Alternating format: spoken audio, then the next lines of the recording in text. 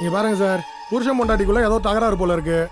அதை நினைச்சு காட்டுக்குள்ள போனவர் நெஞ்சு வலி வந்து இறந்துட்டாரு.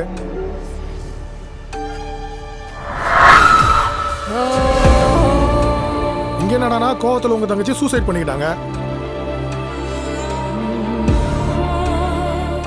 என் தங்கச்சி சாவு தற்கொலை இல்லை. இந்த பார், வக்கீல்னா உன் வேலையை கோர்ட்ல வச்சுக்கோ. என் தங்கச்சி தூக்கில் தொங்கின அதே நேரத்தில் அவளை வெளியில் பார்த்ததா சொன்னாங்க.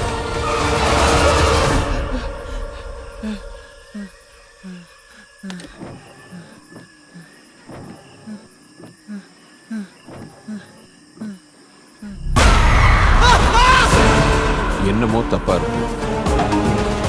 இதே ஆளை அன்னைக்கு உங்க தங்கச்சி இடத்துல மார்ச்சரில் பார்த்தேன். என்னையா சொல்றான் அந்த சாமியாரு? ஏதோ பாக்குன்னு ஒரு பேயை பத்தி சொல்றாரு சார். இது நைட்டு நம்ம சக்தி ரூம்ல ஒரு உருவத்தை பார்த்தோம். ஏதாவது செஞ்சு உங்க சக்தியால அந்த பார்க்க கட்டுப்படுத்த வேண்டியது. ஏற்கனவே 2 உயிர் எடுத்ததுனால இப்போ பலமாயிடுச்சு.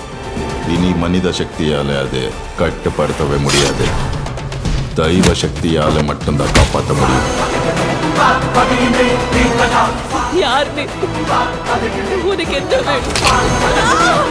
நீங்க சொன்னதுதான் சார் கரெக்ட்.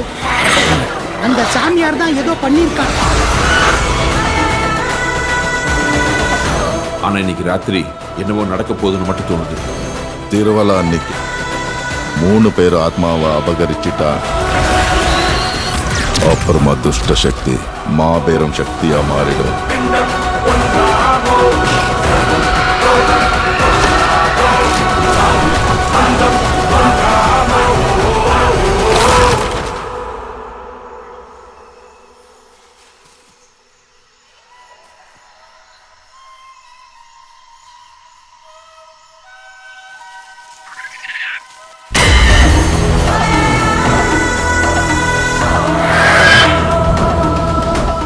இந்த டீமை வச்சு ஈ கூட ஓட்ட முடியாது. எங்கிருந்து பேய் ஓட்டுறது? ஆமா, இந்த பேய் பேர் என்ன சொன்னீங்க?